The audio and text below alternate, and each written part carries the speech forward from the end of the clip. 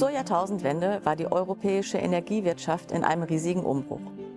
Die Messe Essen hat das damit verbundene Potenzial gesehen und das Thema besetzt. Als Energiemetropole im Herzen Europas haben wir hier in Essen eine besondere Verbindung zur Energiewirtschaft. Unser zentraler Standort und das moderne Messegelände bieten die ideale Infrastruktur für eine Energiefachmesse von internationaler Bedeutung. Die Conenergy AG hat seit ihrer Gründung energiewirtschaftliche Fachveranstaltungen organisiert und mit der E-Trade eine erfolgreiche Messe mit stark wachsender Ausstellerzahl etabliert. Um die Veranstaltung weiter voranzubringen, haben wir einen starken Partner gesucht und uns schließlich für die Messe Essen entschieden. Die E-World hat sich in den letzten 2 Jahrzehnten immer wieder gewandelt. Sie ist nicht nur kontinuierlich in der Fläche gewachsen, sondern auch thematisch vielfältiger geworden. Inhaltlicher Schwerpunkt der ersten Jahre waren Vertrieb und Handel von Strom und Gas. Doch über die Jahre haben wir das Angebot der Messe stetig ausgebaut. Immer wieder neue Felder erschlossen und Raum für Innovationen geschaffen. Dazu zählt, dass wir bereits früh die Digitalisierung als Schlüsselthema für die Branche erkannt haben und IT-Dienstleister auf die E-World holten.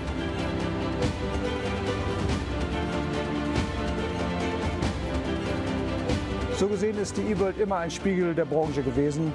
Und heute in ihrer 25. Ausgabe ist die Messe größer als je zuvor. Sie versammelt über 70 Nationen und deckt die gesamte Branche komplett ab.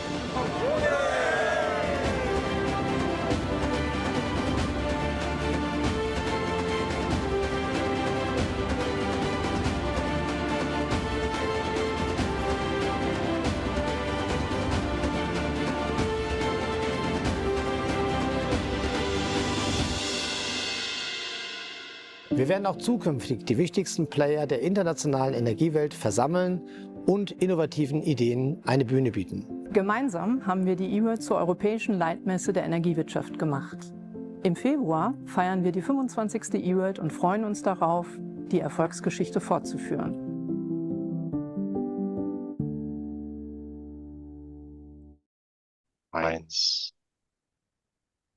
Electricity at the push of a button. We all take it for granted. Yet behind this everyday convenience lies a vast system. 11.3 million power lines and cables connect around 266 million households and businesses across Europe. The power grid is much more than just infrastructure. It is the backbone of our energy system. The reality, however, is sometimes sobering. Many parts of the system are aging and reaching their limits. At the same time, demand is growing rapidly. Recent blackouts on the Iberian Peninsula in April have shown us all quite vividly how vulnerable our system can be. And what happens when an entire country has no access to electricity. And after that, how complex it is to restart an entire energy system. So the questions arise, where do our grids currently stand? What challenges will we need to overcome in the next years? And how can they become the real driving force behind the energy transition? The fact that you are here today shows how crucial answers to these questions are, not just only for the energy sector, but also for the manufacturing industry, for consumers, for society as a whole. A stable, modern, and future-proof grid means security of supply, economic strength, and progress in climate protection. So thank you for joining in, and welcome to the first day of the eWorld kickoff. My name is Anne. I am heading the eWorld conference team, and I am happy to spend the next about 2 hours together with you.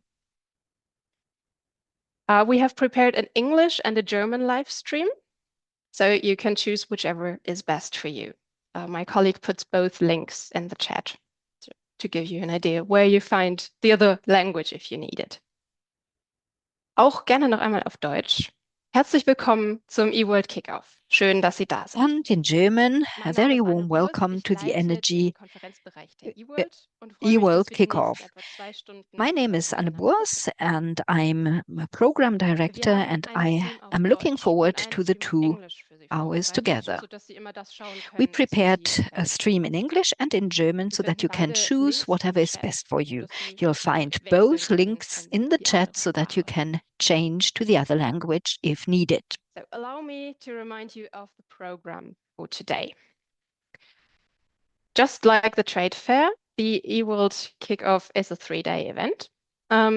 Each day gives you the opportunity to deep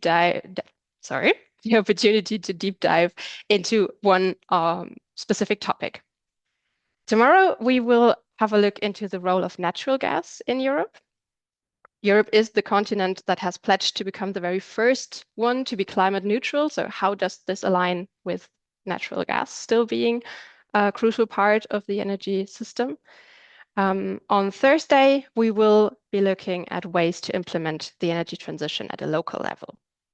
For both days, as for today, the registration is free of charge, and you can join us via the eWorld community.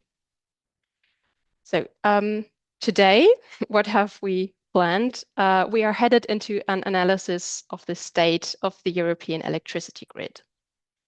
We will first start with an interview on the challenges that Ukraine's transmission system operator Ukrenergo currently faces under the Russian attacks. After that, we will bring the focal point to Central and Western Europe and have a group of experts discuss whether the power grids are ready for the transition of the energy system. And finally, technical words, the very last ones, be assured. If you have any questions or comments, maybe please use the event chat in the eWorld community to do so. You can find it, as I said, in the eWorld community. And whatever you send in there, every question or comment, I will hand that over to our guests. So without any further ado, let's get started properly for today. The first guest, you already saw that, he is no stranger to the energy system. In 1996, he started his career as an engineer of optimization of electric modes, and he has worked in different positions at Ukraine's national power company ever since. That includes managing the isolated operation mode of the Ukrainian grids in the very first weeks of the Russian attack, as well as synchronizing the Ukrainian and the European power systems during the times of war. Since the CEO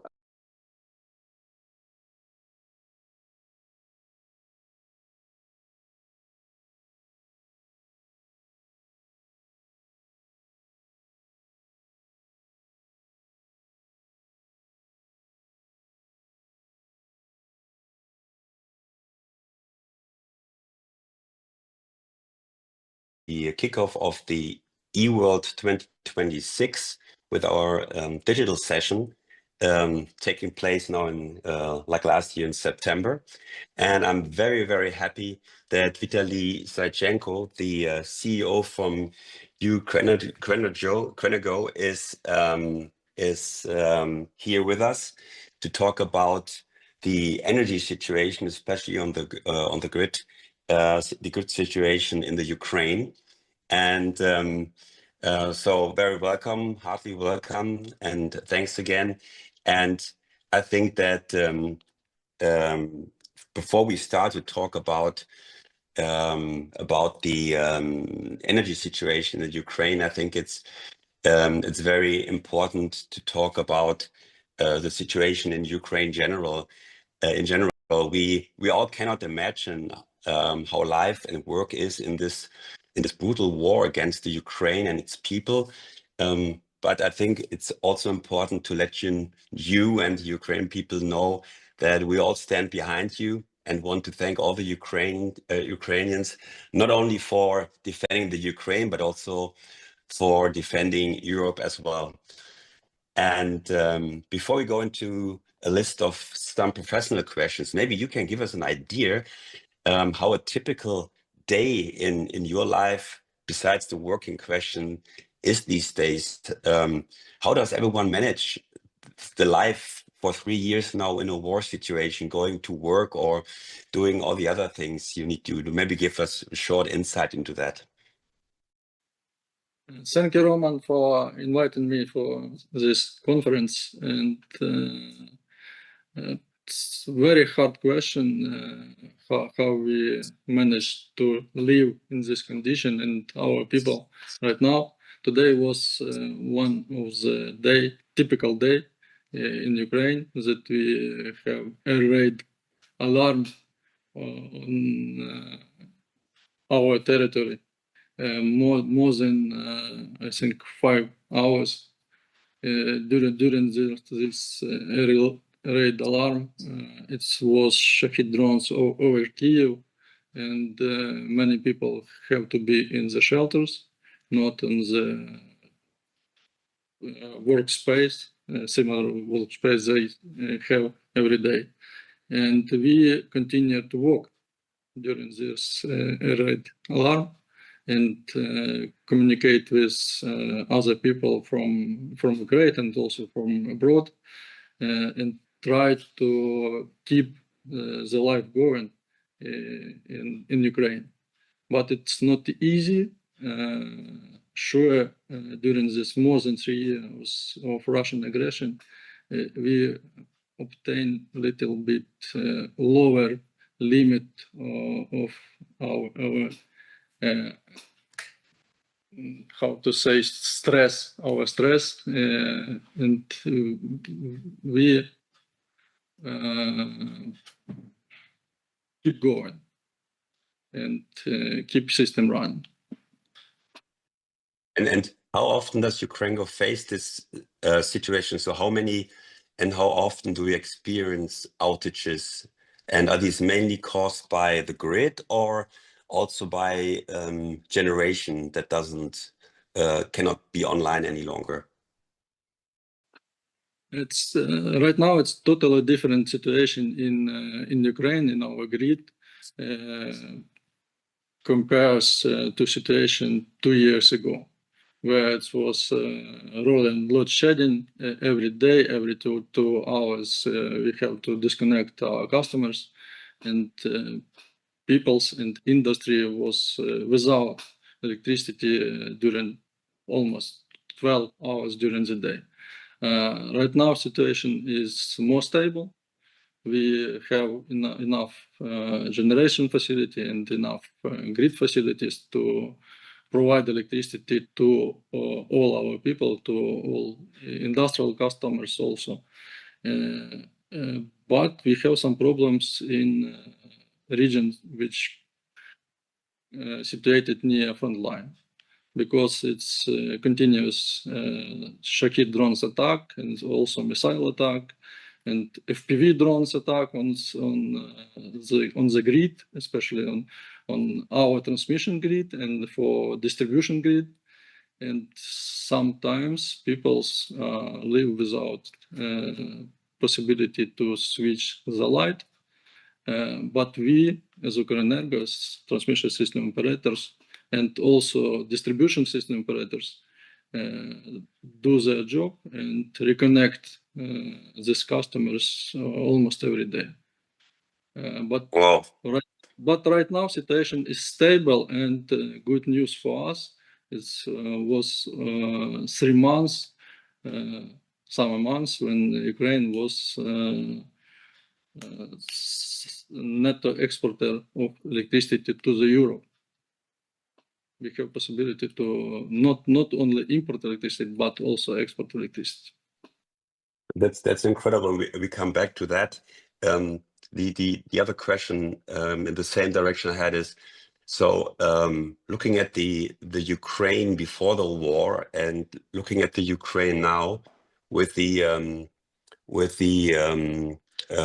territory which is occupied by the Russian army, that's for me also a very huge challenge how to deal with that. That suddenly a piece of your grid, significant piece, and also so generation is being in not only longer under your management. So how did you manage that, and how was the challenge?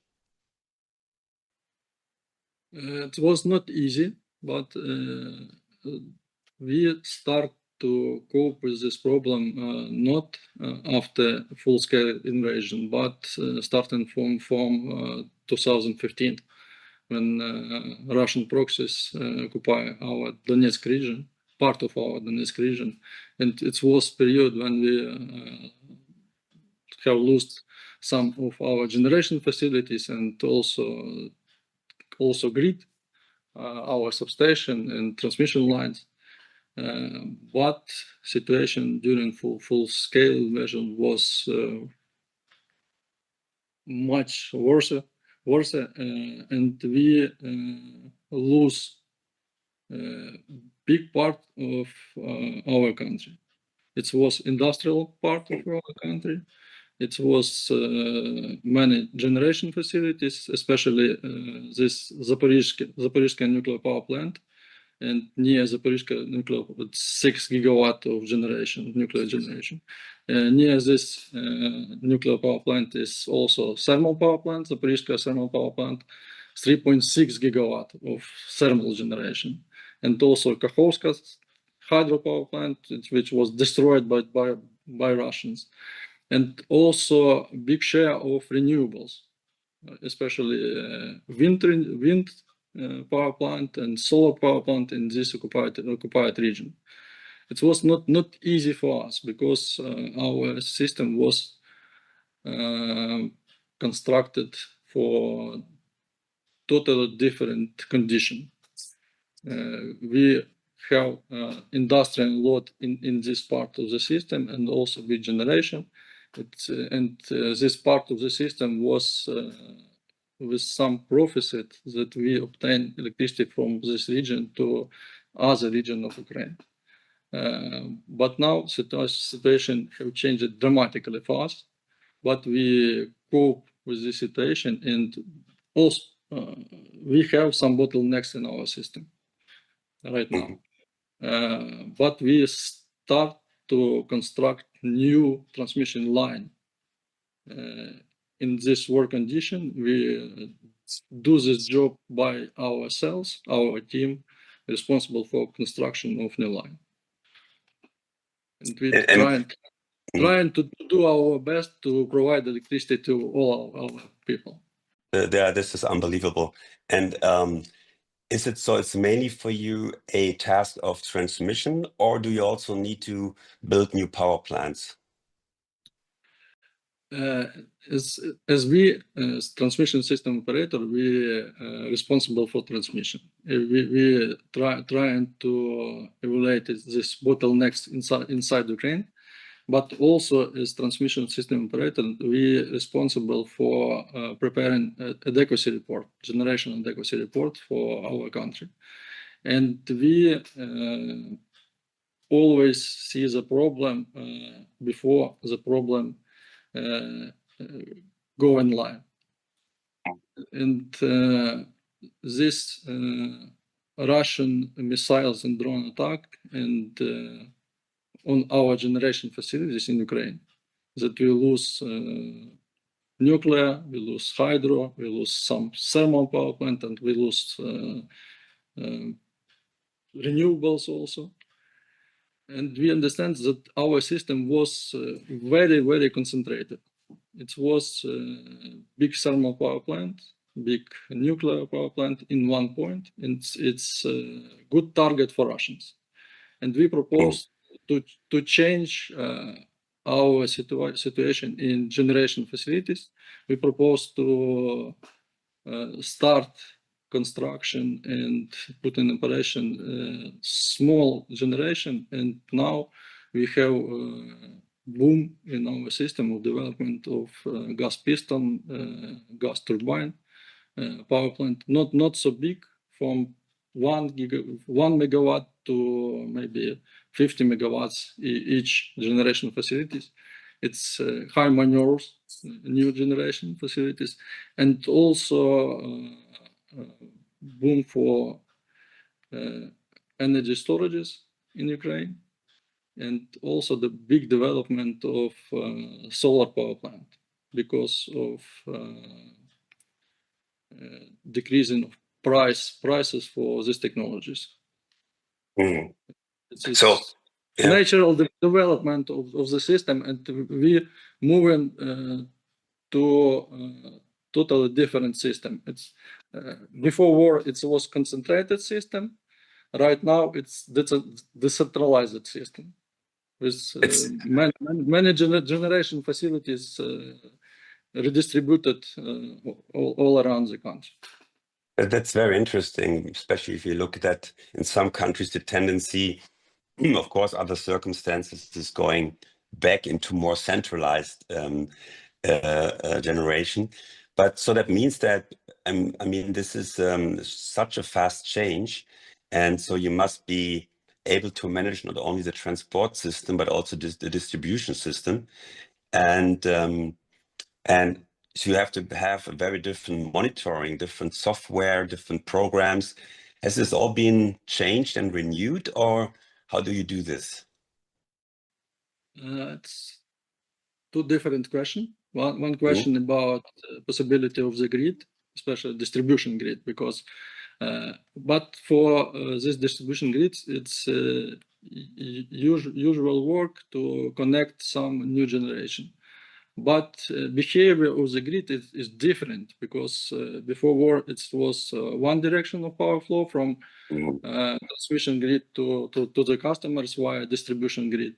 Right now it's in many times it's a situation when we obtain power flow from distribution grid to transmission grid because of this new generation facilities. And for us as system operator, it was big challenge to change our SCADA system, because we have to monitor behavior of our system. We understand how work before war. We have understood how work concentrated system. But right now we totally changed our approach. We installed new devices in on distribution grid and also on all new generation facilities, and we obtain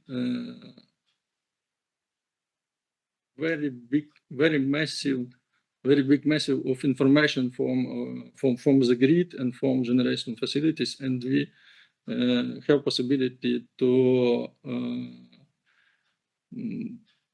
drive this new system.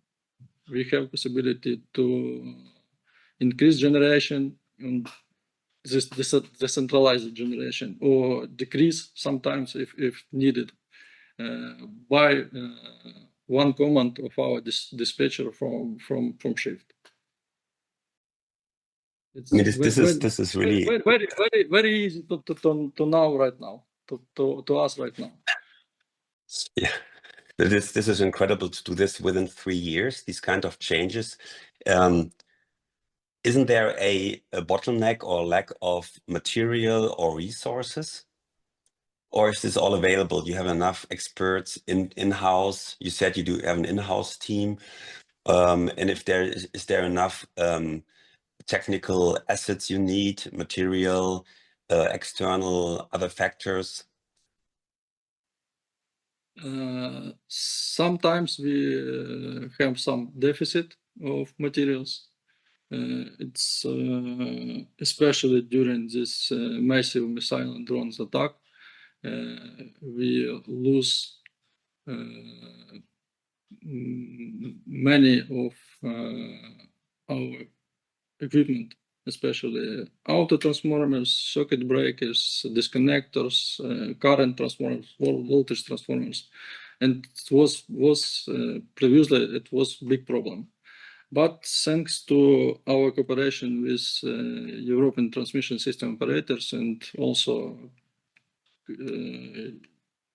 different governments and support from abroad, we have obtained new auto transformers, also all equipment that we need. It was only some problem with very specific equipment for our voltage level 750 kV.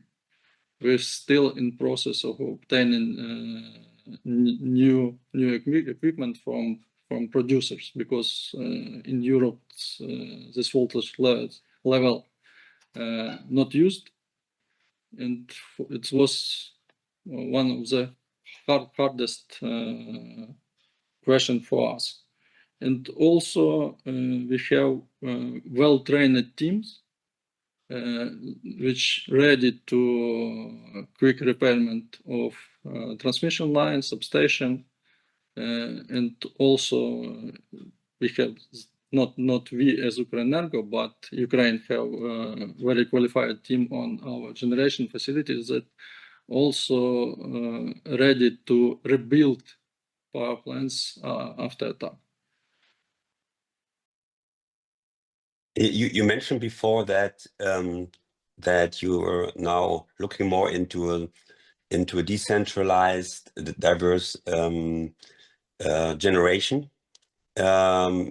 You mentioned gas, you mentioned solar.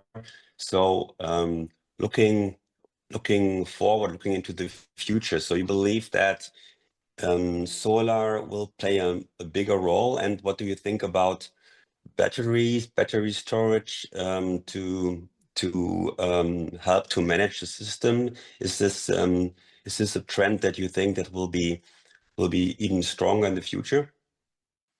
Yes, I think yes. Solar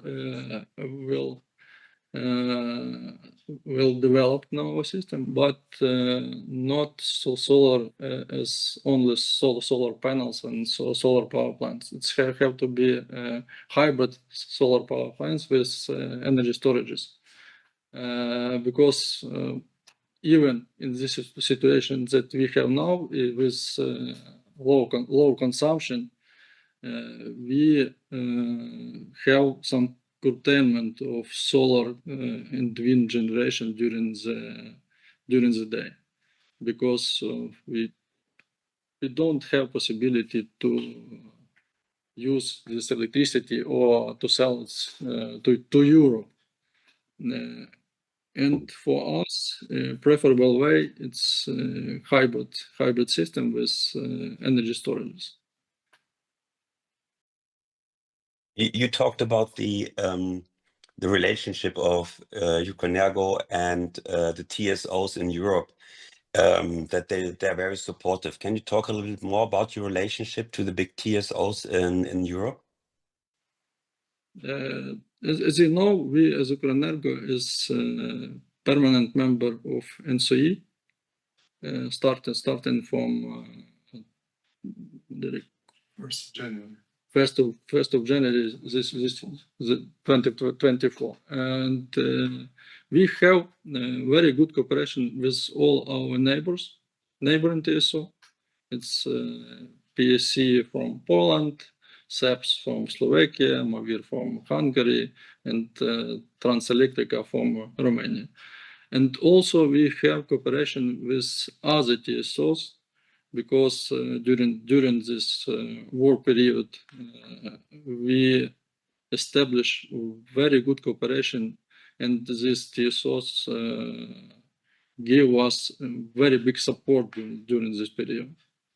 We obtained equipment, we obtained some consultation, and right now it's we start the process to share our knowledges that we obtained during this period of war. We understand how to manage the system in critical situation. We understand how reconnect the system after dividing the system during this missile attack. And we have very big experience of quick rebuilding of the system. Maybe one example that we and our team, repairman team, have possibility to change burned auto transformers to new one in period near 1 month. For our colleagues from European TSO, it's take some maybe 3 or 4 months for this job. And we have some technology, new ones that we used for this job. This is very interesting. I think this will, when we have the discussion with the other TSOs later in this conference, this will be very interesting because we have, as you mentioned, we have so many bottlenecks, starting in politics, in regulation and permission, and then probably also a little bit in the way that how we build things, that it takes a few times longer than it needs to be, and in a crisis, and we've seen this with the LNG terminals in Germany, where I was totally surprised how fast suddenly things can go. And I think you will be, in the future, you'll be a role model, and you will see that many people will come to see and to learn from your experience how fast you did this and the way you did this, because I believe that maybe you can give us a little insight on that you don't have the chance to be too theoretical about things. I guess sometimes you have to be very pragmatic. Is that true?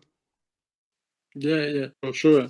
And I want to add, we start our cooperation of this knowledge sharing with our colleagues from Baltic states, that which also neighboring with Russia and Belarus, and they need our experience. And also big project we start with colleagues from Denmark. It's they also interested in our experience, but it's not only about rebuilding of our power grid and repairment. It's also about protection, because we have good experience in protection equipment on our substation. It's passive protection and also active protection with our militaries. And how do you expect in the future the integration of your grid into the European grid? I mean, you're already connected, but where do you see that it should be more integration? Where are the challenges on that side?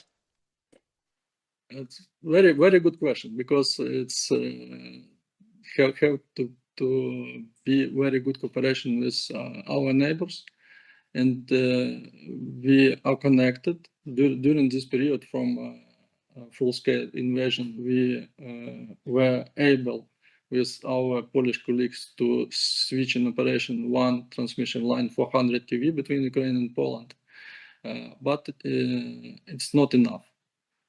Starting from 1st of September, we start reconstruction of 400 kV line between Ukraine and Slovakia from one circuit 400 kV to double circuit 100 kV line. It's a big project for us and for our Slovakian colleagues, and also we discuss with other colleagues possibilities to build new transmission interconnector between Ukraine and our neighbors. It's will help us to obtain a bigger possibility to exchange electricity between Ukraine and Europe. And next point for us is have to be market coupling.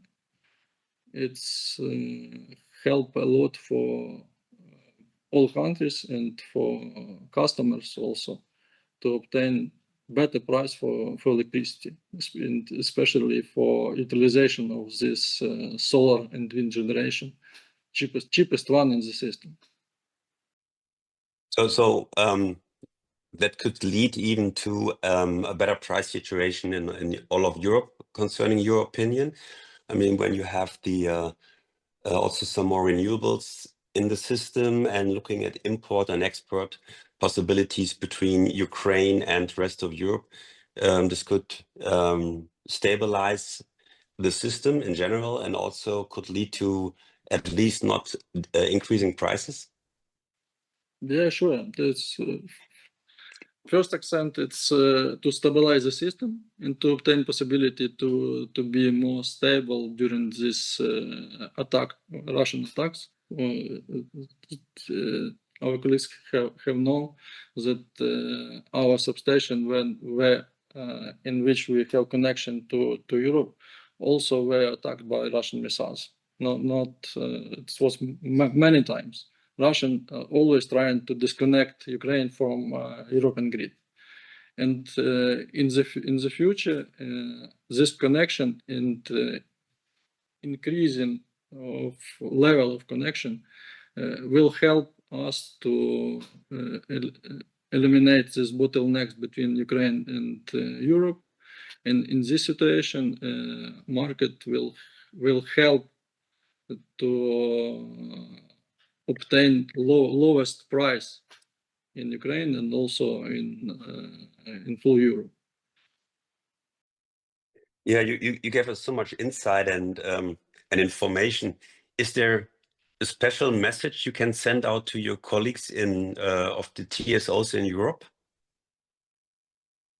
Besides the things you already mentioned? Not special message. Maybe it's all about cooperation. We have to improve our cooperation. We have to improve our connectivity, and also to implement new technology in the grid. That we as Ukrenergo have started this implementation, and we want to be in one grid, and we want to have one aim to obtain clearest and cheapest electricity for our customers. Vitalii, thank you so much. It was a pleasure to talk to you, and I think you can be very proud of what you have achieved with Ukrenergo in the last 3 years. It's I have to say that I'm really astonished. This is great work, and I think that it shows that, as you said, collaboration is so important, and that we need to support you further. And on the other hand, then we have the chance to learn from the things you have done already and you will do in the near future. And I also want to invite you, if you can allow that, and if it's possible, to come in February to the eWorld, so that we can meet in person, which would be very wonderful. And I think most of your colleagues will be there, and would be very interesting to have a personal talk to you. Vitalii, thank you very much for your time. And I and everyone is hoping that this brutal, aggressive war ends as soon as possible. Thank you for this warm word and for your support also. And I will try to be on this conference, but it's not easy for me right now. And thank you for having me in this discussion. Thank you very much. Bye. Bye-bye.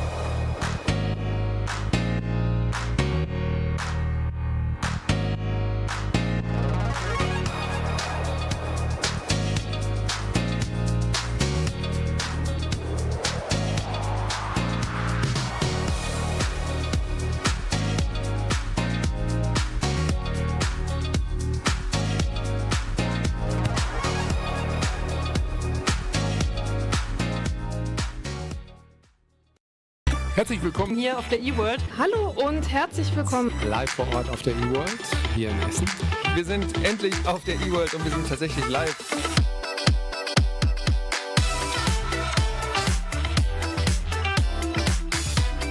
Es gibt keine Klimaneutralitätsszenarien, die ohne Wasserstoff auskommen.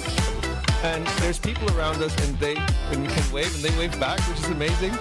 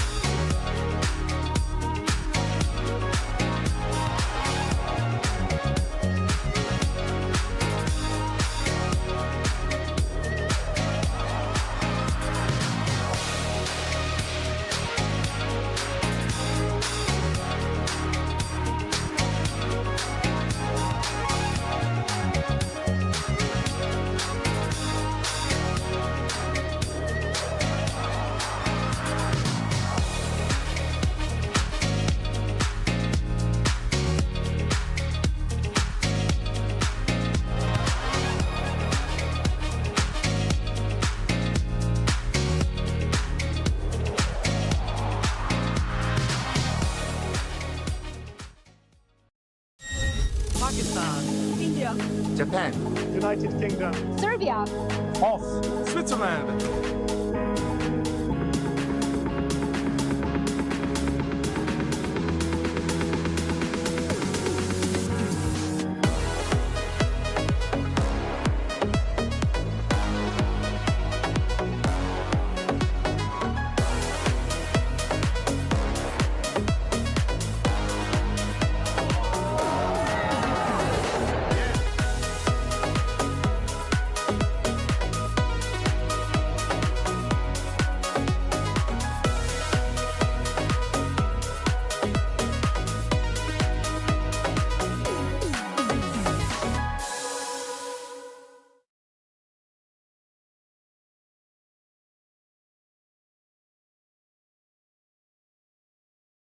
Welcome back to our studio. Herzlich willkommen zurück hier in unserem Studio. Ich weiß nicht, ob Sie das wissen, aber unser Studio ist in Essen und zwar genau gegenüber des neuen Eingangs zur eWorld. Vielleicht haben Sie das ja gerade schon in dem Video gesehen.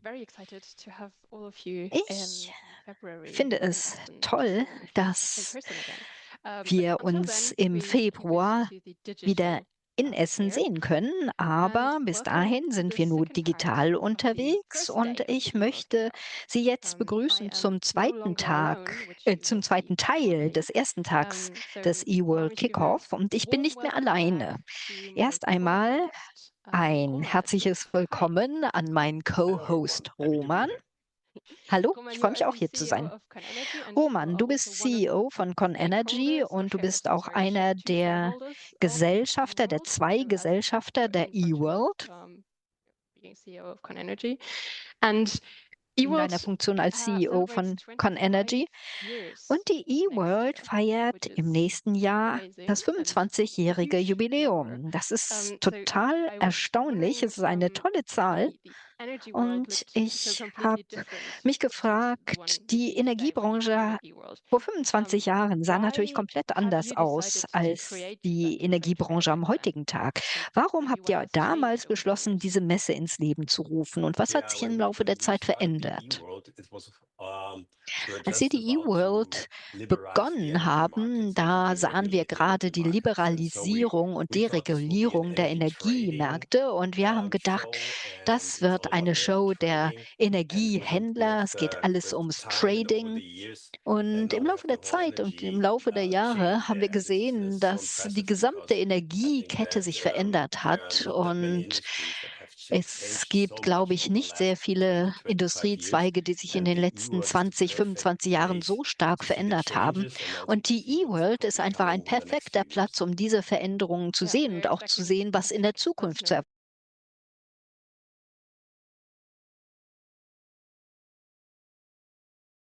Complex the system has become and how many players are there.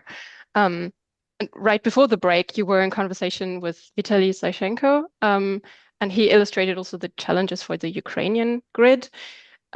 Is there an aspect of what Vitalii said that made the most impression on you, maybe? Oh, I think daily life.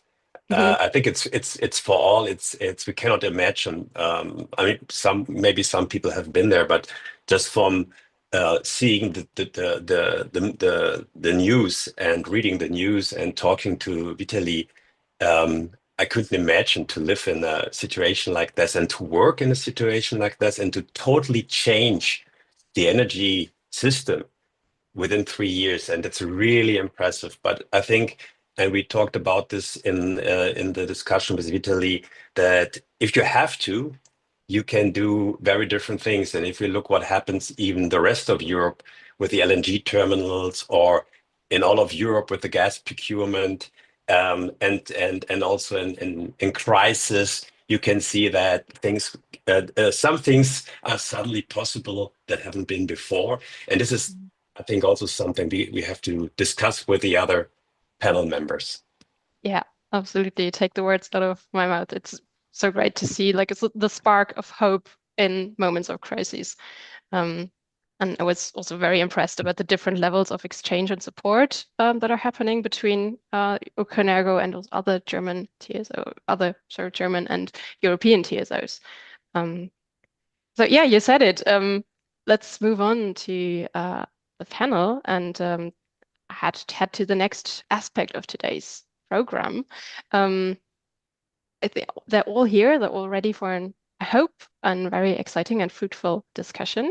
So yeah, all have a wonderful exchange. And let's welcome to the stage not only you, Roman, but also Dirk Biermann, Pierre Bernard, José Nevares Gonçalves. I hope that is pronounced correctly. Perfect. Yay, thank you. And last but not least, Oliver Schubert. So you will introduce them and say where they're from, why they're here. I'm very much looking forward to the exchange. Yeah, thank you very much, Anne, and thank you everyone here for coming. And before you please introduce yourself, just a few words. I think we all know that the energy grid, especially the transmission side, is the backbone of the energy, and it's even becoming more important. And this is why I think the discussion we are going to lead for the next 57 minutes is going to be very important for all of Europe, with the main task, the main challenges we are facing. And let's see where it takes us. And maybe we have some interesting results here or proposals. And I'm pretty sure with all the 4 experts here, there will be some good discussion so that everyone has the chance to take something away. So I'm very happy that you are here. And so please, short introduction. And besides a short introduction, just let us know what in the moment is the most important and challenge in your work life. Maybe we start with José. Well, first of all, let me say thank you very much for this invitation. It's quite a pleasure to be here with you today. I'm with EDP. EDP, as you may know, is an integrated utility, and we are a major player in renewables worldwide, one of the top 5 renewable promoters. We also have a very important and growing activity in networks, where we are based mostly in Brazil, Portugal, and Spain, and specifically as a DSO. And myself, I've been through a number of roles within the EDP group, and I'm currently the head of strategy for the networks activity of the group. So looking forward to today. What's your main? I mean, just as a main challenge. 1 minute. Yeah. We can imagine what it is, but maybe there are a number of important challenges. I would say, and I guess this probably is very shared across all of us, but I would say regulatory clarity and visibility and certainty is something that we are concerned with these days. Thank you, Jose. Dirk, you're next. Yeah, hello everybody, and thanks for the invitation. It's great to be here. My name is Dirk Biermann. I'm COO of 50 Hertz, one of the 4 German transmission system operators. We build and own and operate the transmission grid in Eastern Germany and in the area around Hamburg. And we are also in charge of offshore grid connections in the Baltic Sea and in the future also for some connections in the North Sea. Sorry, 2 main challenges, not just one. The first one, we have to deliver, of course, a huge grid extension program, a huge investment program. We are supposed to invest more than 4 billion euros per year in the coming years, and all this under rather difficult financial regulation. And the second challenge is this tsunami with grid connection applications that we are currently facing. In particular for batteries, where we have applications for 127 gigawatts right now, 127 gigawatts compared to a number of 8.4 gigawatts that is foreseen in the National Grid Development Plan for the year 2037. Yeah, we get back to that later, I think. Pierre, please. Thank you, Roman. Good morning, everybody. My name is Pierre Bernard. I'm the managing partner of B Energy Advocacy, a small boutique in Brussels. We're about 10 partners doing grid development and consultancy. And before that, 15 years ago already, I was general counsel at Elia, the Belgian TSO, and also in charge of development for Elia. In terms of challenge, I would say 3 items that are closely related to each other. One was mentioned already by Jose, certainty, which implies also too many regulations that are changing too much. And the lack of certainty in the sector is a big issue. Just giving you an example, a couple of years ago, nobody wanted nuclear, then nobody wanted fossil fuel. And today you see that nuclear is more or less back in the game. Regardless of if we like or not nuclear, what we see is that this creates a lot of uncertainty. And in the energy business is a long-term business which needs certainty. Second quick point is realistic returns for grids. This is a big issue. When I compare the returns of regulated assets in the US and Europe, we have returns that are 2, if not 3 times higher in the US than in Europe. With the level of investment that we will need in Europe, it's not acceptable. And I think regulators are making a huge mistake by trying to reduce the cost of transmission by focusing on the cost of returns and not of the cost of the assets itself, which implies more pressure on equipment manufacturers. And then the third item, very quickly, time, management of time. This is developing grids take time. We need permitting and all those things. So political people need to be more realistic in terms of time management. And where I would suggest a solution is to educate a little bit more people on why we need grids. That's it. Thank you. So that's, I think, the perfect bridge looking at financing and time to you, Oliver. Yes, thank you, Roman, and thank you for the invitation. Very glad to be here with this illustrious panel of experts in the sector. So my name is Oliver Schubert. I'm a partner at CIP, Copenhagen Infrastructure Partners. For those who are not familiar with us, Copenhagen Infrastructure Partners is probably the largest global fund managers specialized on developing and building energy infrastructure really globally. We are across technologies, onshore wind, offshore wind, solar, biogas, hydrogen, you name it, obviously with the focus on sustainable technologies. But we also invested, and we have been investing in transmission for the last 10 plus years. So it's a sector we know quite well. I am particularly focused on the transmission distribution sector at CIP. The particular challenge that I have in my daily work is to bring more private capital into the sector. But I think there's also a number of other challenges that we also share with the operators in the sector. In terms of supply chain and cost increases in the supply chain, availability of financing, but also I think more generally maybe some political headwinds in terms of the change in the energy mix and sort of let's call it the varying political priorities with regards to the energy policy. Depending on who's in power. I think that's maybe something we might also touch upon in the discussion. Yeah, thank you very much. And I think we have different views here on the same topic. And maybe Dirk, since you are the representing a large TSO here, and you already said that there's so many things are different than in the plans. And so maybe we hit first. How big is your financial demand? So how much capital do you need just to fulfill the plans you have, just to get an idea, or maybe for 50 Hertz, but or for the TSOs, that everyone has an idea what numbers we are talking about? Yes, for sure, with pleasure. And maybe I start first with two technical numbers, and from this then we can derive the euros. We have in Germany a very formal instrument for grid planning, that is the National Grid Development Plan. So this is nothing that we develop ourselves in our offices, but this is a plan that is coordinated among the 4 German TSOs, and that is checked and then also formally approved by the German federal regulator.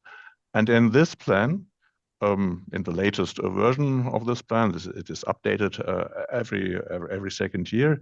There it says that only 50 Hertz until 2037 has to build 8,000 kilometers of new lines, 8,000 kilometers. And on top of this come all the the substations and converters and everything else that is also needed for the energy transition. And these 8,000 kilometers, they divide in 5,000 kilometers onshore and 3,000 kilometers offshore lines. And this can be translated into euros, into budgets, into money, of course, with some uncertainties, because in the end, it also depends on inflation rates and price development and all this.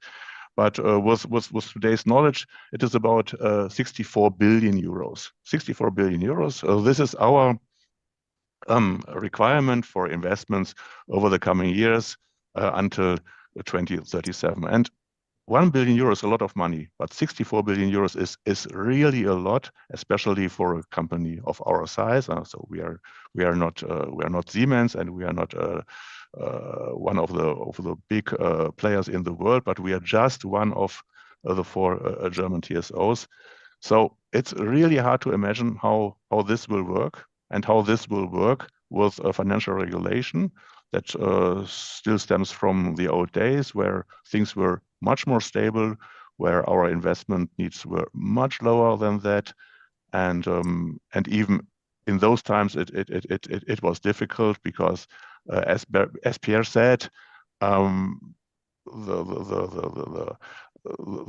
regulation is not really competitive on global scale, I would say. So maybe we go over to the guy who has the deep pockets, the money. So Oliver, it sounds great for you. 64 billion, wonderful. So you have all your private money and can invest it, and so you'll be a happy camper. Yes, absolutely.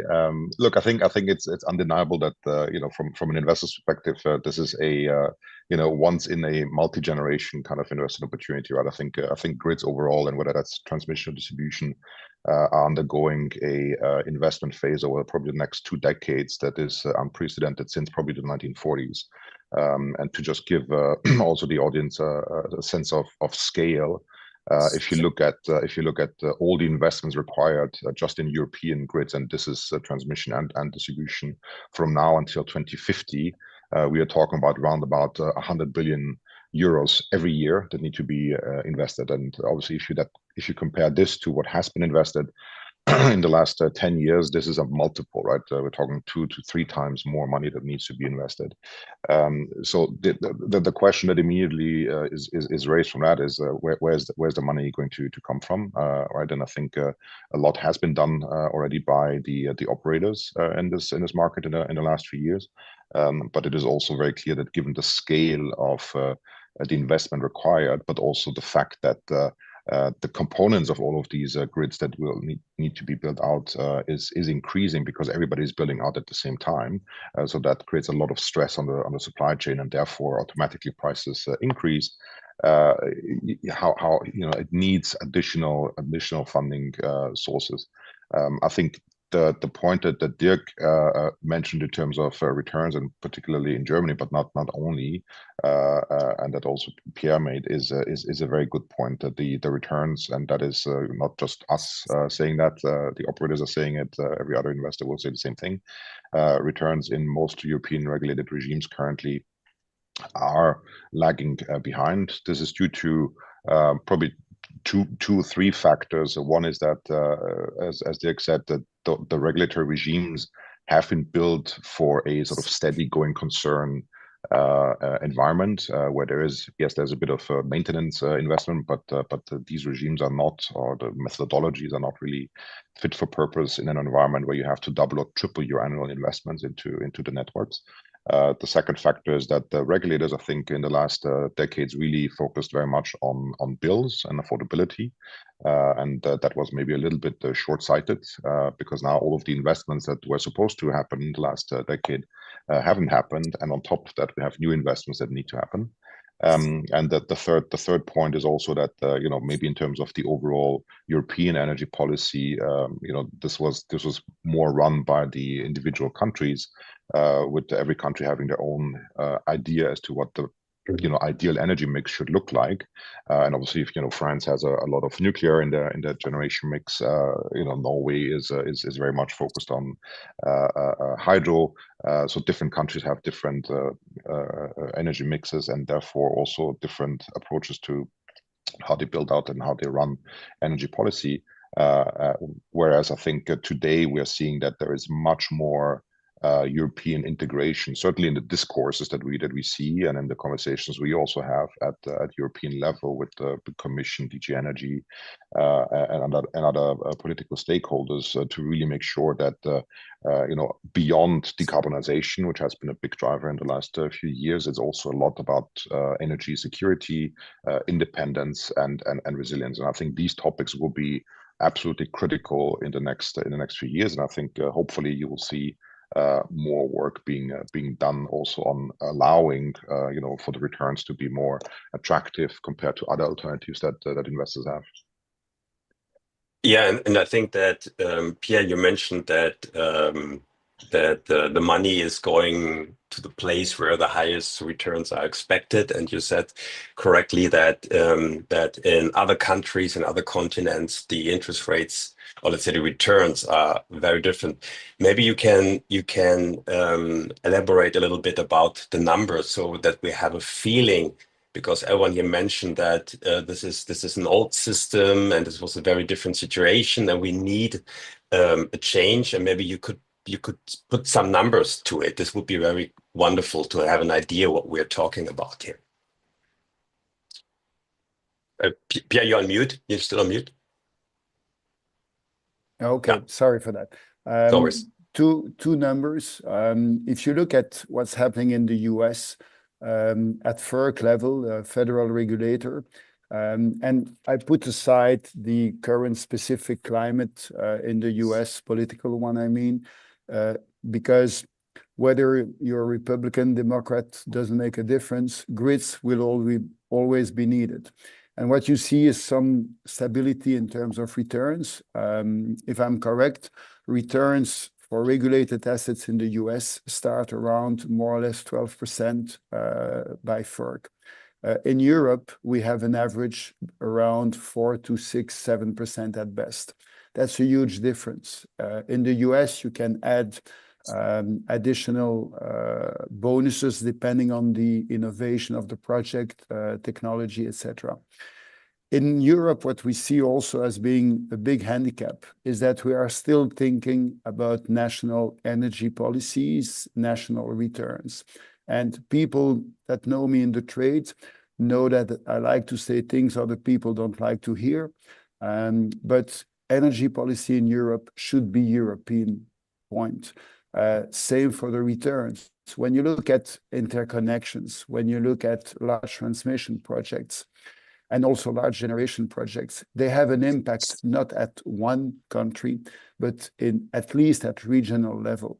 And having returns that are set country by country doesn't make sense today. It's urgent that the European Commission looks at this. And it's urgent to have a reset at the regulatory level, not only for returns, but for many other aspects. As our colleague from 50 Hertz just mentioned, there is an issue with grid connection capacity. It's not addressed in the same way in every country. Germany is tackling it, Belgium is tackling it, France is tackling it. All this has an impact in terms of returns and cost.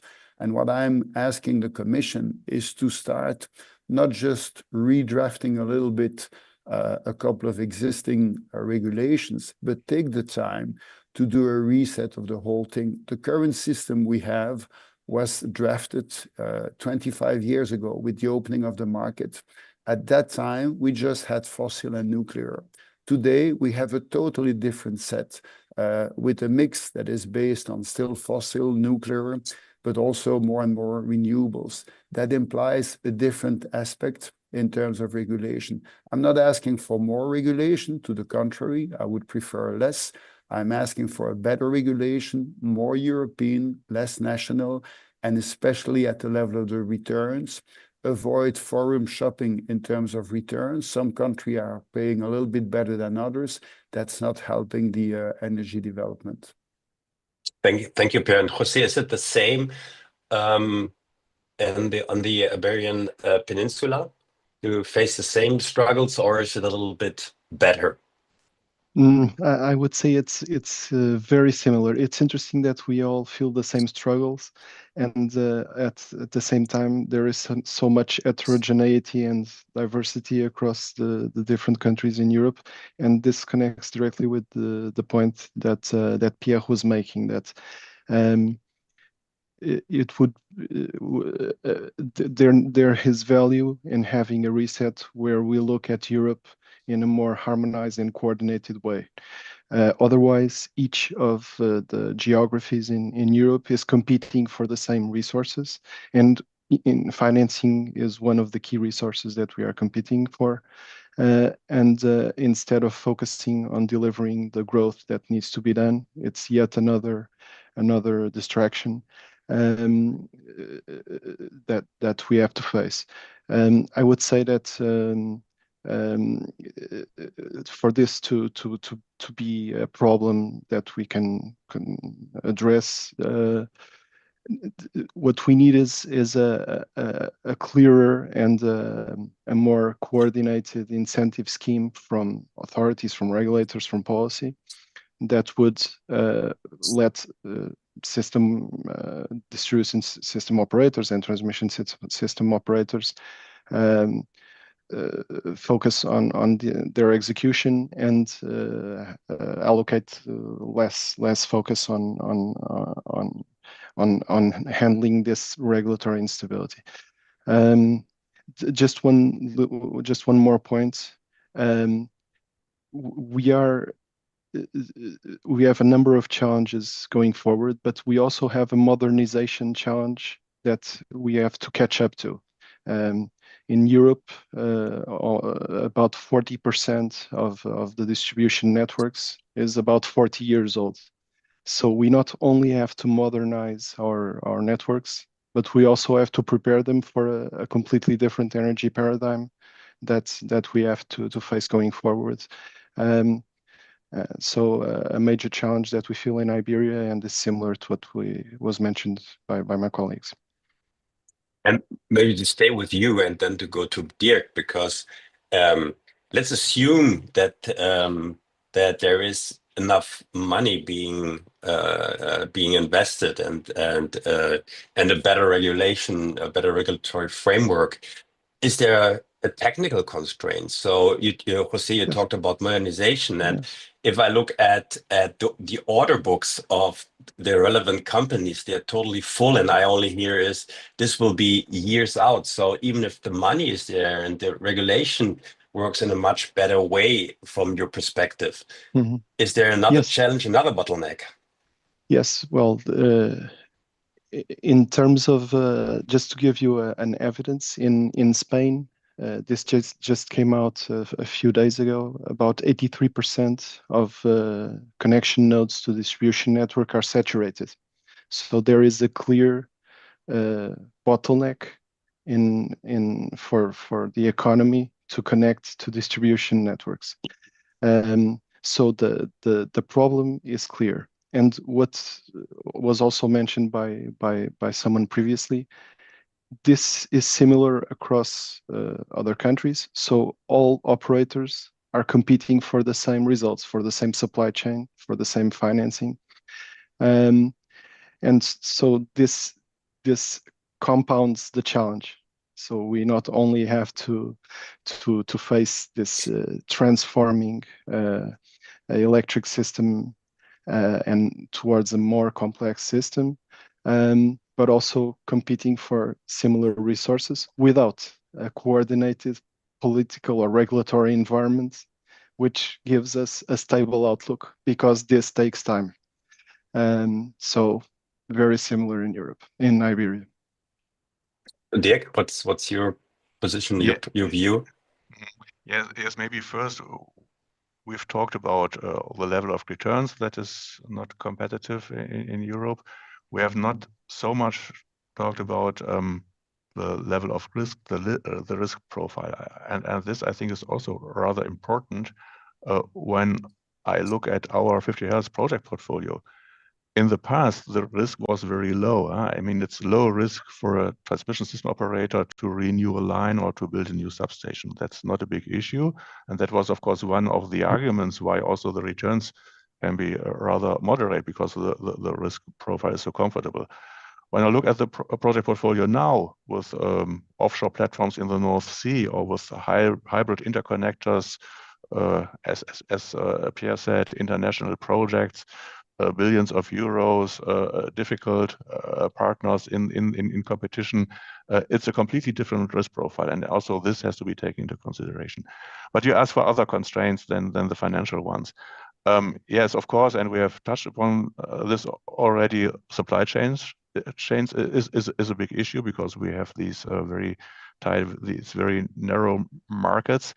And of course, security requirements further tighten these markets when we have to exclude certain countries or certain suppliers directly or indirectly for security reasons. Then this does not change the situation for the better. And what is the consequence? On the timeline, of course, we face delays and prices go up. This is clear.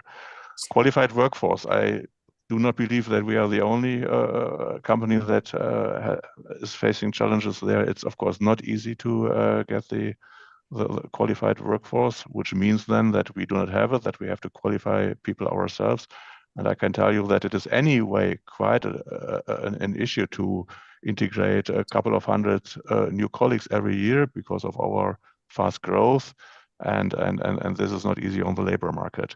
And then finally, maybe one more exotic, more technical constraint that we also have, and that is also a very serious one, due to the high loading of the existing grid, it is not easy to switch off parts of the grid or to switch off lines because these lines are needed.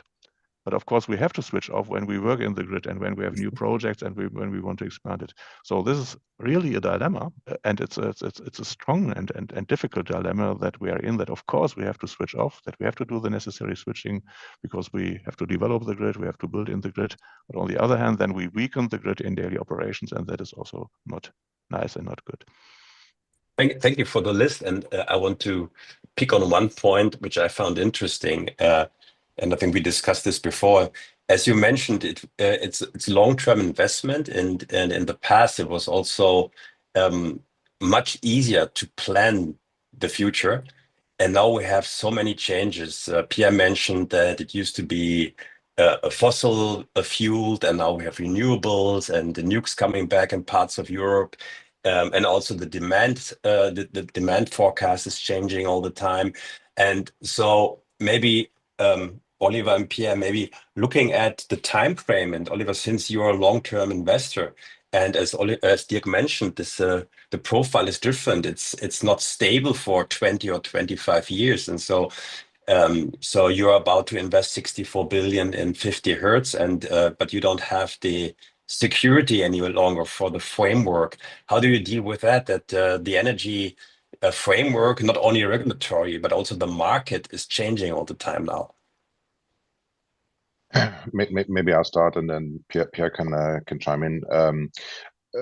Look, I mean, we're not going to put 50 hertz on the spot, because actually I think that the German regulator is actually moving probably in the right direction, because at least my reading is that they have recognized that the current regulatory regime is no longer really fit for purpose, given the capex requirements, and is going to move from 29 onwards to a cost plus regime, which should allow, theoretically at least, and the devil is always in the detail, but should allow theoretically the operators to recognize the increase in the regulated asset base quicker, and therefore recover those investments in a quicker manner. So this is, at least from a signal perspective, is actually positive, and probably German regulator is amongst those that have been the most stable, certainly in the last years, and I've been investing in German regulation for over 15 years, so I can probably say that with confidence. What I would say is a problem from an investor's perspective is I think on the one hand on the cross-border transmission side, right? Because you have obviously a number of regimes in place for cross-border transmission.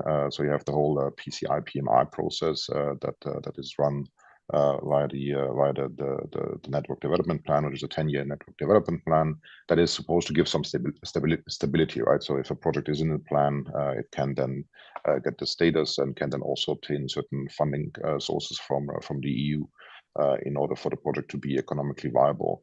But then you have an overlay of additional processes that a developer needs to go through, and whether that's a private developer or an existing TSO, that is going to take another few years in order to get access to the revenue regimes, and that can be fully regulated in Germany, for instance, or in Belgium, or the capital floor regime in the UK, to just mention a few. And that takes a lot of time, and I think is again impedes the risk that investors are willing to take, because if you need 10 plus years to basically get certainty that a project can be built, that is a lot of capital that you need to put to place, and obviously with the issues we have seen now in terms of inflation, it also means that you take a lot of risk on the actual amount that you need to invest, right? So if your components double or triple in price while you are in planning and permitting, obviously that creates a massive risk on the viability itself of the project. And so the returns definitely do not reflect that sort of risk. So I think that is fundamentally an issue that is recognized, I think, by most people, including by the Commission, and obviously the Commission is working on the grid action plan, and I think a lot of focus will be on accelerating planning and permitting, and that is all positive. But that is one of the biggest I think uncertainties that we had. And I would add that the second uncertainty that we now see is again coming probably rather from the energy policy discussion, right? Where energy policy discussion, depending on who's in power, will move towards obviously now competitiveness, affordability are two very, very important topics. If you listen to Ursula von der Leyen's speech on the State of the Union just last week, it was all about energy affordability and competitiveness of Europe, and that is all fair. But I think very often in the public discourse about expanding the grids, too much focus is put on, well, if we invest into the grids, this will increase tariffs and therefore this will increase the cost of energy. What we are saying is that it's not as simple as that, because at the end of the day, what is the alternative, right? If you do not build out the grids, if you do not invest, the alternative is going to be that you will have still very high energy prices in Europe, but you will have a grid that will be much more prone to instability and very, very high redispatching costs, which are a massive part of grid costs today in places like Germany. So if you want to reduce those costs and reduce the volatility and create a more resilient and at the end of the day also cheaper energy system, well, you have to go through this phase of 10 or 20 years of massive investments, and yes, unfortunately, somebody will have to pay that, but ultimately this is for the benefit of the European power consumers, at least in the long run. Yeah, well, it's difficult to add something meaningful to the good summary that Oliver just mentioned. I would say quickly two comments. One on the market change. The energy sector, especially the electricity sector, is a rather, or at least was a rather slow-moving conservative sector, which made sense because it's so important and it's even more important than in the past. But nevertheless, the business environment is changing. And you see, since a couple of years, new players, not only the Amazon, the Googles, the Tesla, that used to be big consumers, but become now very active players, either or as a distributor, as a supplier, generator, or even a transmission owner. Oliver rightfully mentioned and referred to the 10E regulation, which opens the competition in the transmission business to non-TSOs. I think this is a good move, and we see that UK is doing the same, was already showing the way with the OFTOs, and the results of OFTOs show that not only TSOs can develop sometimes quite efficiently new grid infrastructure. So this is something that should be accelerated also in order to reduce the cost of transmission and also the burden on transmission operator, open the door to new players, as long as the transmission operators keep a monopoly, which could be united. I'm not sure we need 40 different grid operators all over Europe. And when I say I'm not sure, I'm certain of the contrary. But the operation of the grids needs to remain in the hands of the grid operators. Development and ownership, here we need a new reset. It needs to be open.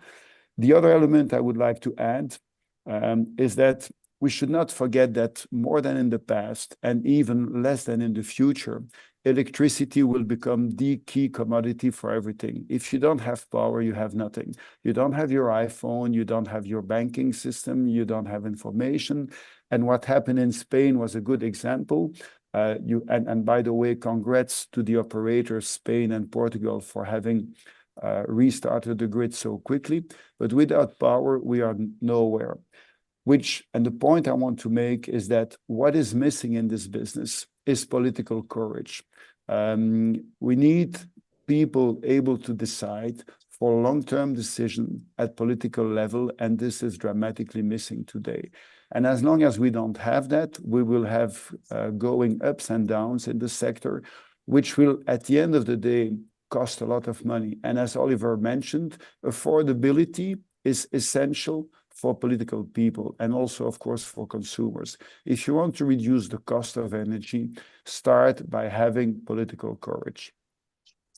Yeah, maybe that's a good point to stick to. And Oliver mentioned Ursula von der Leyen, and you can also look in the monitoring report yesterday. At the moment, I think what you could see is that's not surprising. It's all a little bit more short-term view from the political side, not a long-term view. And so maybe, Dirk, since you mentioned that, if you see that just 2 years ago, the demand for electricity for Germany was almost 25% higher in the forecast than what the new minister is thinking will happen in the next 5 years. So these are things that I found interesting. And then afterwards, Jose, because you mentioned this, how difficult it is due to grid constraints.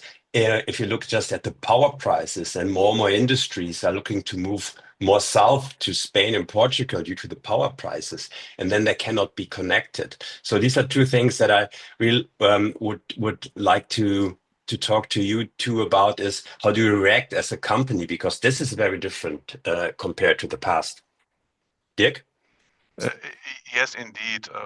Well, this is not new. I mean, this is a discussion that we have had over the last years. What will be the development of electricity consumption over the coming years? I think the logic is clear. If we want to decarbonize, then we will have to need green electricity for that, and then consequently we will see an increase in demand in consumption. So far, so good. But how much and how fast? That, of course, is the 100 billion euro question. And this is now answered in a slightly different way than before. I looked at the numbers, and now in the monitoring report it says that by 2030 they expect a consumption of 600 to 700 terawatt hours in comparison to 750. That was our target number before. So the difference is there, but it is not. The minister said at the lower end. Yeah. In I the know. press conference. So, exactly. So maybe at first glance the difference does not look so big, but of course, I mean, 150 terawatts is quite a lot when we consider that now we have a consumption of, I don't know exactly, 550 terawatt hours. And just to emphasize this number is very important when we stick to our ambitions to decarbonize, because each megawatt hour more in consumption means that we need 1 megawatt hour more also in green electricity production, and this drives the renewables development, and the renewables development then drives the needs for grid expansion, and then this is then our part in the game that we have to deliver this.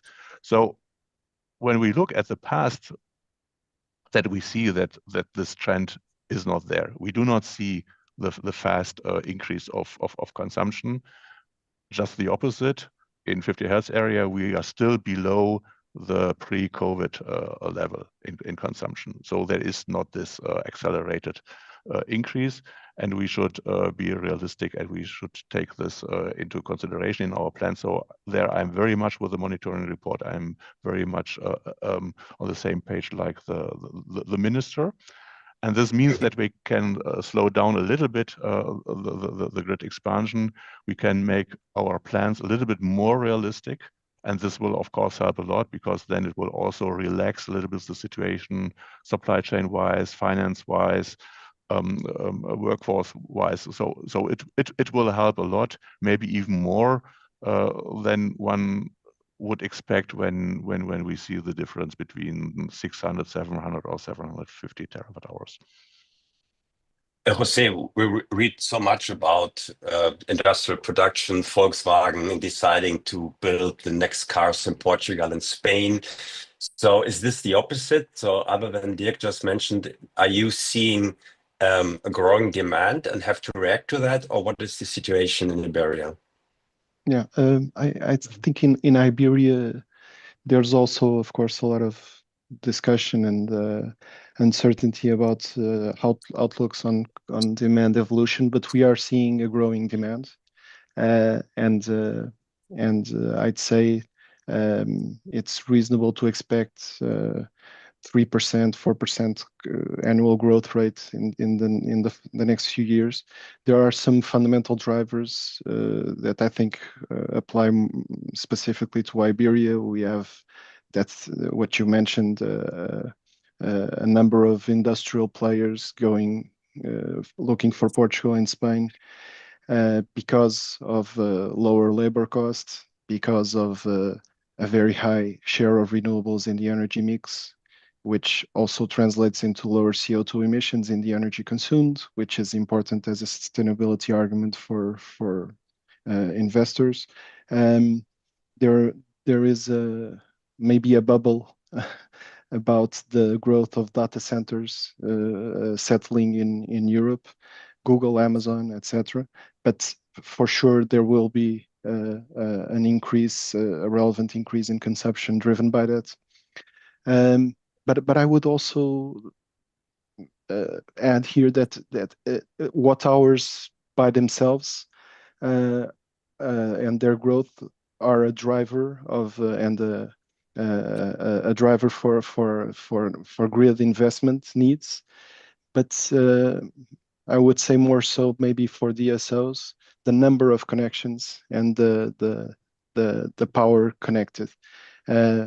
What these players that I mentioned, these sort of players, industrial players, data centers, etc., bring is also a very a rapidly increasing number of new connection requests, and connections themselves are what we need to invest to deliver, more or less regardless of the volume of consumption, of energy consumption.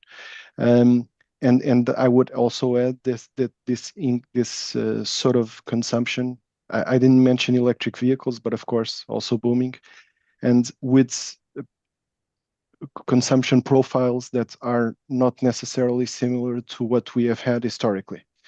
And including bidirectional flows, which then translates into a more complex system operation for the distributor, which of course requires adequate investment to manage this complexity. And it's not an accident that in Iberia we have 100% of our end users with smart meters.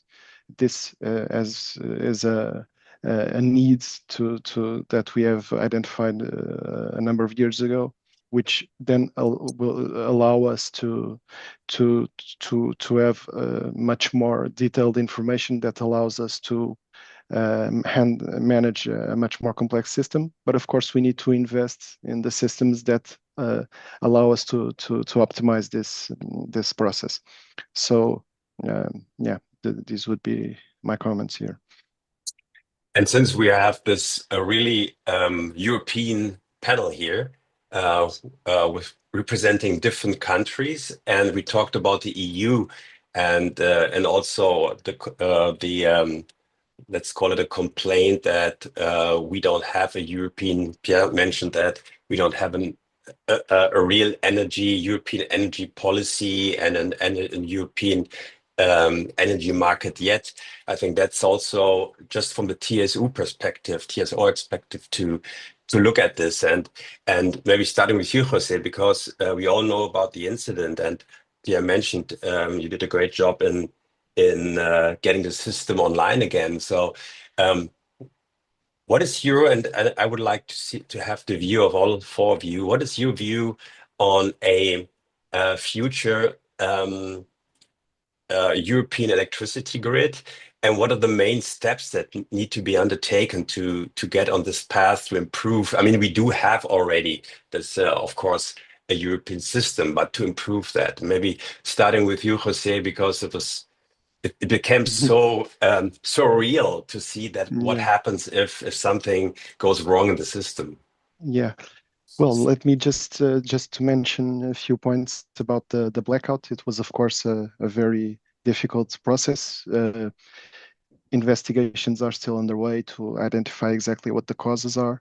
But what we do know is that system operators were very rapid and efficient in recovering, and I think we managed to do so within a 12-hour time frame, which is a key threshold, because this is the time limit beyond which the consequences for society start to become serious.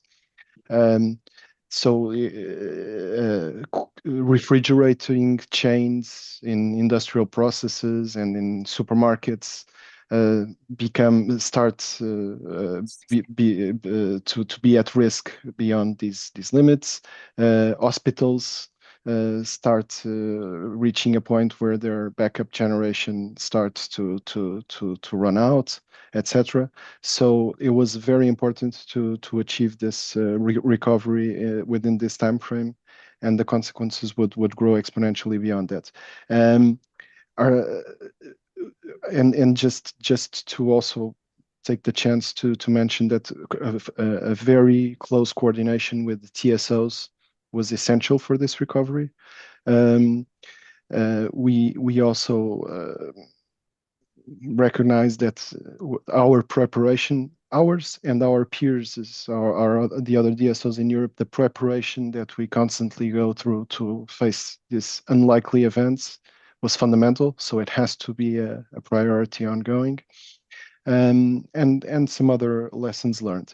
What I would say is that if at the European level we have a more integrated energy grid, this becomes naturally far more unlikely. And Iberia sometimes is called an island.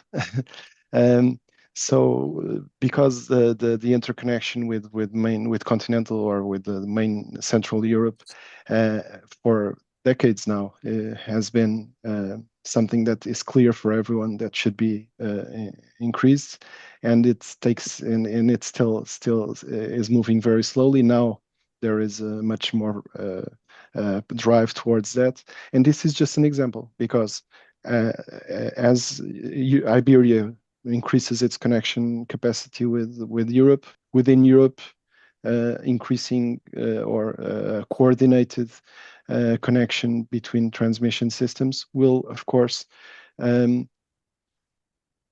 create a number of, or overcome a number of inefficiencies that exist due to suboptimal connection capacity across the different grids.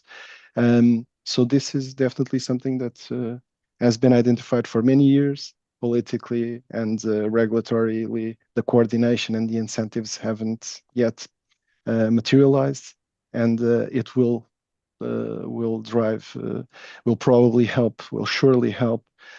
to improve prices across Europe in the medium term, and should be a focus going forward, in my view. Yeah, what is your view? Yes, I must say that I'm quite positive, maybe more positive than the rest of the panel, and also optimistic for the future development. We do have a real European system, in my view. We have the national systems, and we have a lot of interconnectors between them, and we really make use of the interconnectors. So we have international electricity trading, we have shared reserves, we also have a coordinated cross-border grid planning, even though, of course, we can further improve, further develop it. We have coordinated system operations among the different countries and the different European TSOs. And on top of this, we have an internal electricity market in Europe that also works quite well with the market coupling, even though, of course, we can further develop also this. So I'm rather positive there, maybe also a bit proud. I learned, I don't know whether it is really true, but I learned that the European interconnected system is the biggest machine that humans have ever built in the world so far. I don't know whether it is true, but I hope so, because it's really a nice story, and it can make us proud. And of course, what we also have to realize that the European system was built for the past and not for the future, and so of course we further have to develop this, but this can only go stepwise in my view. And there's a lot in the pipeline. I mean, we know about this. I mean, we will have a review of the CACM guideline, for instance. There are more regulations in the pipeline, so a lot is about to come. And when I look at 50 Hertz, we have the Bornholm Energy Island project, a big hybrid interconnector project together with our Danish partners. I mean, this will not rescue the world and will not solve all problems in Europe, but this is one of the many steps that are required and that have to be taken to develop the system and to reach our goals: decarbonization, carbon, and affordability and competitiveness. Thank you, Pierre. Well, fully agree also with Dirk and Jose, but as Dirk mentioned, people should know more and better that managing the grid is difficult, and the work that is done by the grid people is incredible. I used to be with the grids. It's amazing. In terms of European grid, it's already there. The grid, the market is partially European, but I think it will go much more beyond Europe. We see the development of connections now with North Africa, Morocco, Tunisia, others. It will be a pan-European grid. The offshore grid, of course, is coming a reality. The concept of supergrid that we launched in 2005 or 6, already 20 years ago, is now becoming a reality. It will be there. I think it's good. What is needed is understanding that it takes time. It's a complex business. 2, we need definitely, as I said, political courage, and this is probably the commodity that we lack the most. And political courage means taking decisions not until the next election, but for the next 10, 15, 20 years, and stick with those decisions. And then, last but not least, I mentioned it also. It's essential that the industry educates people, the guys in the street, young people, not just about climate change. It's important. I'm not saying it's not happening, but it's essential that we educate people about the need of electricity and how it works. Just a last comment, our parents, grandparents, they did not complain when people were building nuclear plants or grids in their backyard, because they went through war and they knew how it was to live without power. And they were quite happy when the power came and was reinstalled. I think when I see, for example, now in Belgium, it's taking 7 to 10 years to build a couple of kilometers of new lines. And I'm not complaining about Delia, they do a great job. I'm complaining about people, my people like me, and politicians. They don't do their job, we don't do the job. And I think the industry should spend a little bit more money educating people to understand why grids are so important. Oliver, what's the investor's view on this? Yes, look, I share Dirk's optimism in a sense, right? Again, going back to Ursula von der Leyen's speech, I think where she also announced that the Commission was going to focus on 8 electricity highways, which are effectively bottlenecks that are well known, I think, to everybody in the industry, to ensure that a rapid removal of these bottlenecks happens. So this goes all into the right direction, as I said before.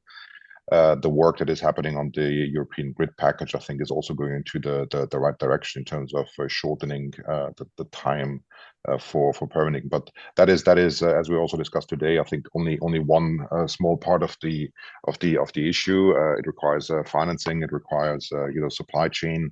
It requires probably much more cooperation also between operators in terms of access to supply chain and bundling also the purchasing power of these operators at the European level would probably make a lot of sense. The same way we've done that during COVID on the side of pharmaceuticals. So there's much more that can definitely be done. But I think it is very important to also remind ourselves that the energy markets are changing very quickly, right? And so I think the new power demand that I mentioned at the beginning of this conversation coming from data centers, it is the most important topic for any energy utility in the US today. I think it is going to become a prevalent topic also for energy companies in Europe in the coming decade, and that is important material power demand that wants to come online very quickly. So seeing how the energy system is going to deal with that sort of new demand coming in is going to be quite interesting. So I think it will require a lot of flexibility from operators and developers alike, and a lot of nimbleness also to adjust to new market conditions. But I think overall there is a lot of rethinking happening, both at the policy level and also at the operator level to take that into account. So I think the days where you could really plan 20 years ahead and it was going to happen the way you planned it, I think are unfortunately a little bit over. But I think if everybody pulls together, this is certainly a challenge that Europe needs to master. Right? It is just absolutely critical and essential for the competitiveness of Europe going forward.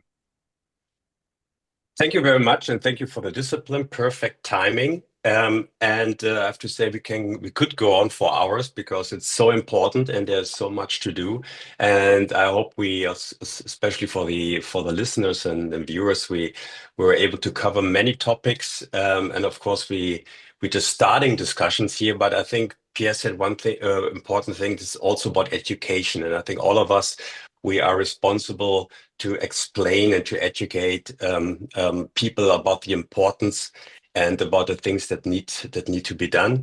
And so thank you for that. That was a very it was a pleasure and very easy to manage talk that we had. So thank you very much for being here and for all the things you discussed and mentioned. And of course, you're well invited to come, like everyone who's listening and viewing, to come to the eWorld in Essen in February. So I would love to see you there.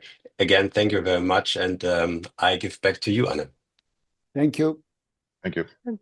Thanks to all of you. Yeah, and thank you for the very vivid picture that all of you painted of both the energy landscape and also the political landscape. That was, for me, it was very interesting to witness all of that. And I thought it was also good to hear that you all face sort of the same struggles and challenges. And even though that might be annoying at some times to have these challenges, it's also good to have others having the same sort of struggles. And that, to me, it gives some hope that there will be solutions on the way, as Dirk already said, for example, with the Bornholm project. And yeah, that there will be other solutions coming and other steps to be taken. Maybe last invitation to add to Roman's invitation. Tomorrow we will continue the eWorld kickoff. We switch from electrons to molecules and discuss the current state and also an outlook on natural gas in Europe. Personally, I am very much looking forward to welcoming another fabulous co-host as a moderator of the panel. And also a spoiler, on the panel, we will have the person who is dialing in from the furthest location in the 4-year history of the eWorld kickoff. So stay tuned. With all of this, thank you very much, Roman, for your time to prepare this eWorld kickoff together with me once again, and for the wonderful discussion that you led. Many thanks also to our panel guests. Thank you for your time. Thank you for being here and sharing all of your expertise and views on the European energy system and grids. And last but not least, many thanks to the team behind the scenes, to the wonderful eWorld team who have made this possible. Thank you to the live stream technicians, and thank you to the interpreters that you have been hearing on the German stream today. Thank you for being here. Thank you, all of you. And have a lovely Tuesday. And I hope to see you tomorrow for the second day of the eWorld kickoff. The eWorld kickoff.